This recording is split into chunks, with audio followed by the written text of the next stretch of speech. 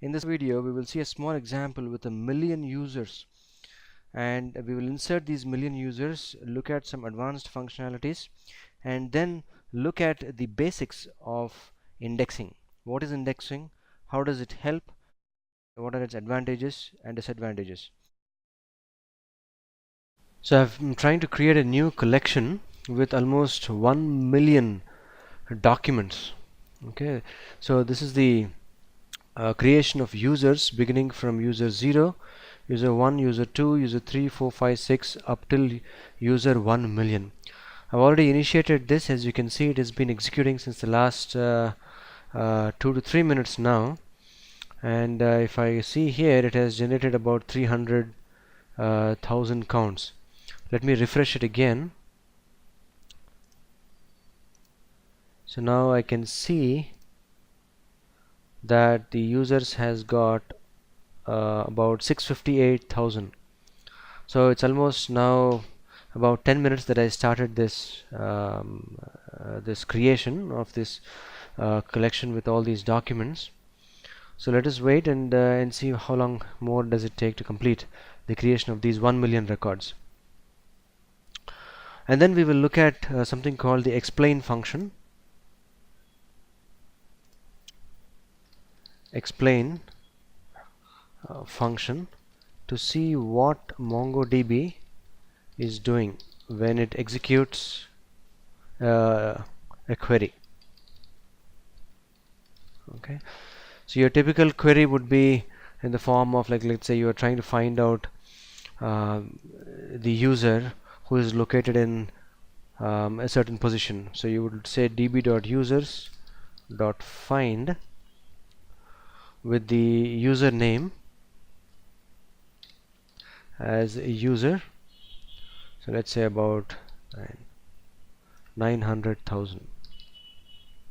Oh, let's take a small number first, 200,000. Okay, I'm closing this, and then we do something called an explain. It actually explains the information that is contained inside this query execution. So it will give you this information about the number of documents that it has actually scanned, number of matched documents, and the number of milliseconds it took to execute this particular query. How long did it take, how many in milliseconds, for it to find the appropriate document that has got the user with this ID, user 200,000. Okay, so let's see. Let's go back here. Okay, it says one inserted. You can also do an F6 on db.users.find, and it will actually load up all the 1 million record of all the users that are contained in this collection called users. So I refresh this selected item. Okay, and as you can see, if you hover over it, it will show you that there's a count of 1 million. The size is 83 MB. The storage size is about 24, and the index is default, that is underscore ID. That's a default indexing that you have, and total index size is about 8.5 MB. Now let's execute this query right here, db.users.find, and then the username is the user 200,000.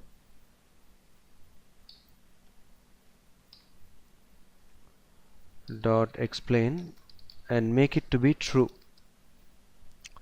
Okay, now let's run this at the line level execution. Okay, it is executed. So it is giving you the statistics of how this query will be executed, or the strategic plan of this. We can overlook all the others. The most important ones are this: total documents examined are 1 million, and it has returned 1, which means it has matched this query to a particular document. The execution time is about 409 milliseconds. We will see how this time gets decreased if we use an index. Of course, you can also limit this particular query by saying in this format, do not scan after the 200,000th document, so that it need not, once it has found this one, you are telling this this query or MongoDB that limit it to only the first result that you get, but so do not really scan the rest of the documents, only go up till 200,000, and if you find it, then give me the result. So if we look at it in this format and then do an F6,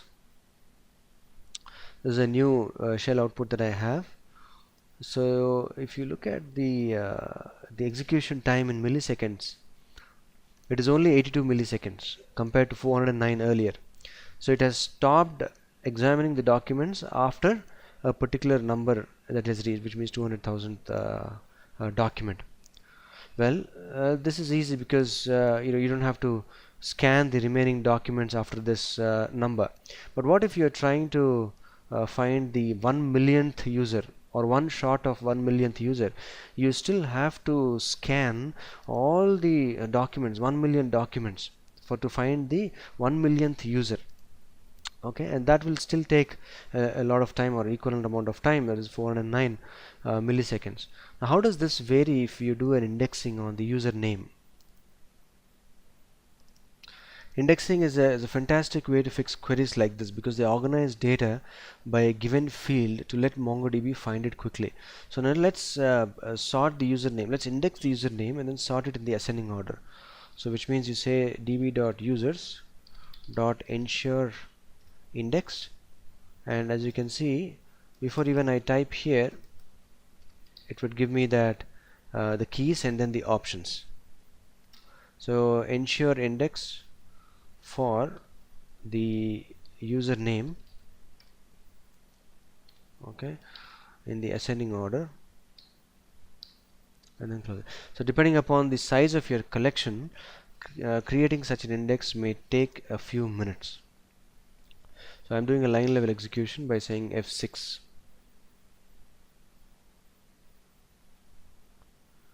Okay, so it is done.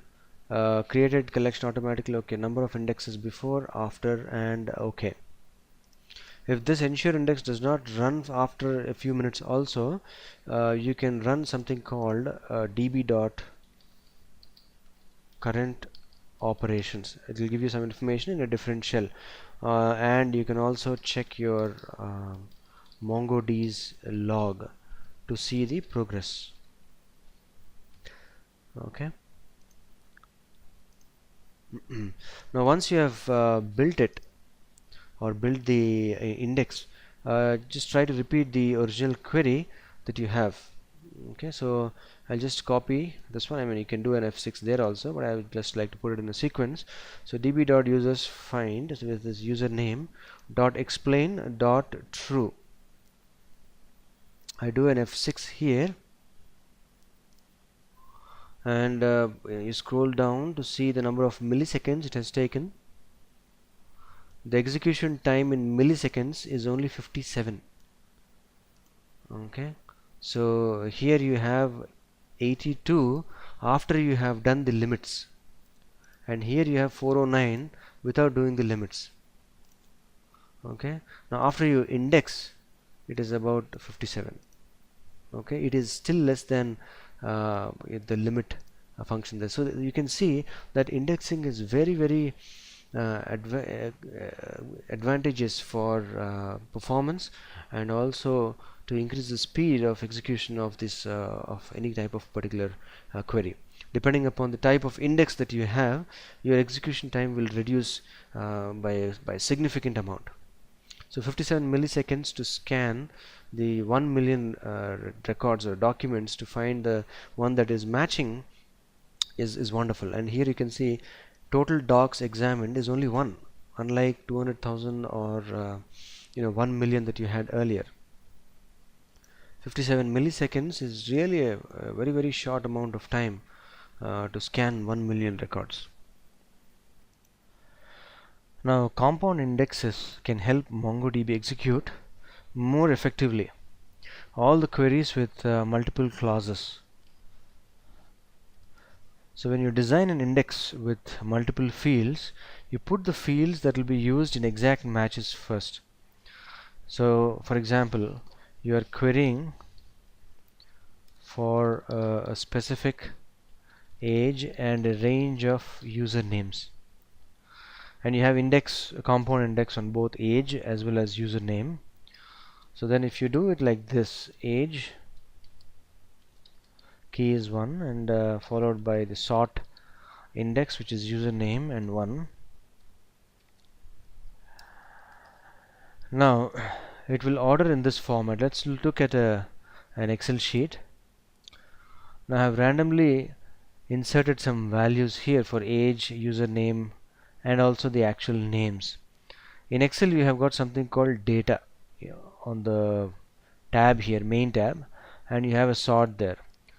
Now if you select all these three columns, select sort and then sort by age.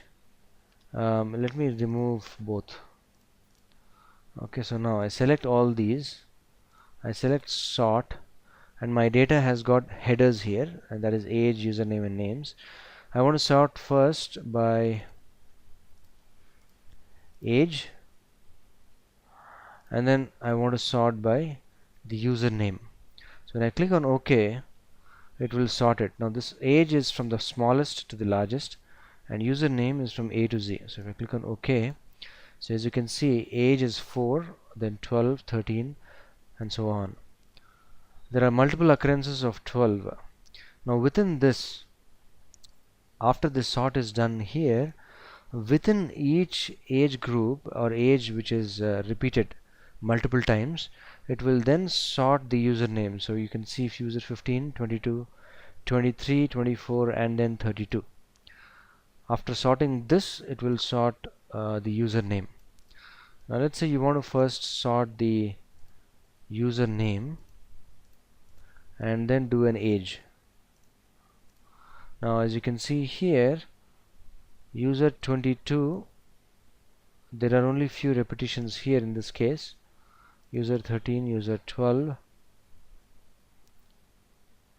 So first it will sort username, and then within the repetitions of username, it will use the age there.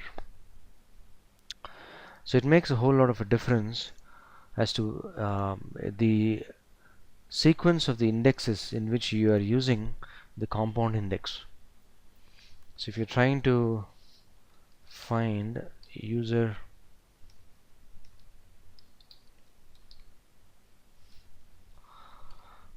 with a specific age of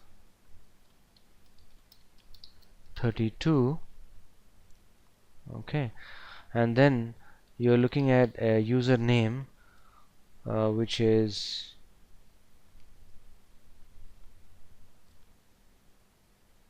I use a $sign for greater than user 10 but less than user 14. We're doing this one. It will first sort by, it will first locate 32, and then in the multiple rows which have got 32, it will look at a username which is greater than user 10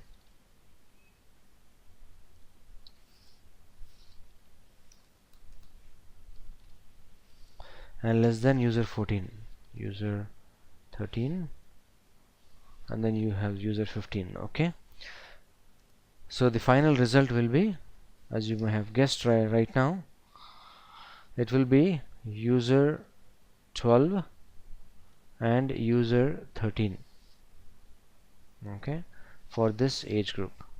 So this is what the result will look like. Conversely, if you do an index first for username and then the age, then it will go to see all the results which are between 10 and 14. It has to first look for 12 and 13. Now I have put it in this order. It could be in a different order, in fact. It could be here, and then the millionth row could have user 13. Okay, so it has to scan all the documents first by usernames and locate it and then sort it by the age group. Okay, so whichever you think is the strongest requirement, first put it in that order. So first age, and then second the username.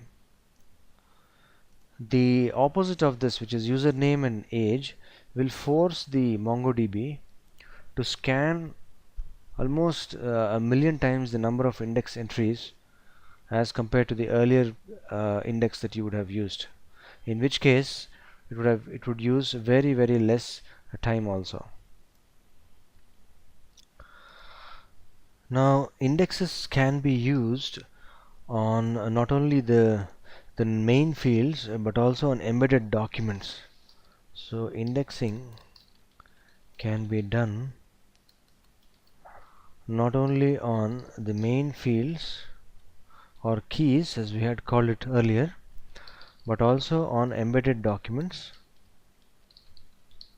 and fields within the embedded document. Okay, let's say you have a collection which says a username which is Frank, and you have his information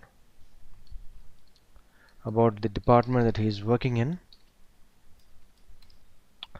So its type is finance department,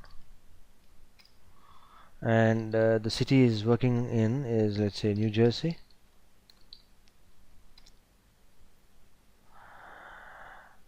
and the pin that he is working is some random number 92 something number. Okay, now this is what is the information that you have. Department is an embedded document, so you can have an index on the embedded document itself, so which would be like db.users.ensure index on department as 1, or you can also have your index as follows: department dot city as 1. So you are referring to the embedded documents field in this case, and this is for the embedded document. When you index in this manner, and please remember that you can go as deep as possible. So let's say you have got an embedded document within this. Okay, so you have about the spouse details. Okay, and this embedded document is within this embedded, so the deeper you go, the deeper you can have the indexing also.